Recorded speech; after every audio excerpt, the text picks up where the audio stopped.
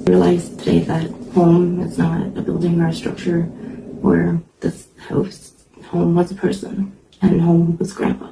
I told myself that I wasn't going to cry, but obviously. And he hasn't been around for a few years now. So I think you can finally let go of the notion that I have to be here.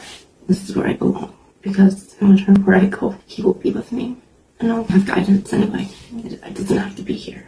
The NP from OH, my safety in this house, well, my sanctuary, what I wanted for my daughter. And so did a few other people. And it's pathetic, but that's really what happened. And I tried fighting for it. And I saw the other day it just popped up the West Grey Community Board that the West Grey Police are now going to have a vulnerable persons registry.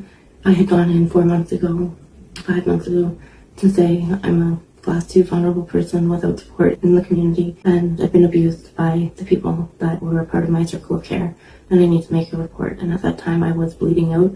It was something major. The new police chief was on holidays, so I left my messy-handed whatever. I followed up with email and I got nothing back.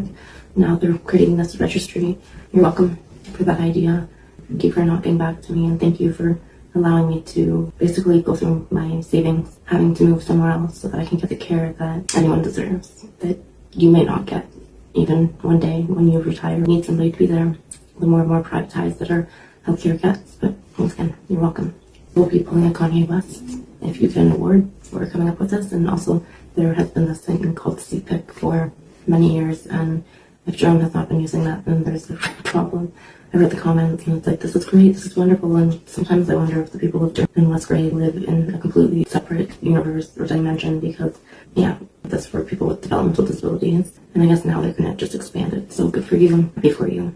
So I'm feeling and what I've been going through and my reactions have been a normal response to an abnormal level of loss and fear and abandonment. There's a huge amount of grief and survival, and it deserves language that I sometimes don't have, but it doesn't deserve silence. If you've lived through this kind of medical trauma, prolonged illness, or a moment where you thought you wouldn't make it and you felt lonelier afterward than before, you're not broken. I promise you that.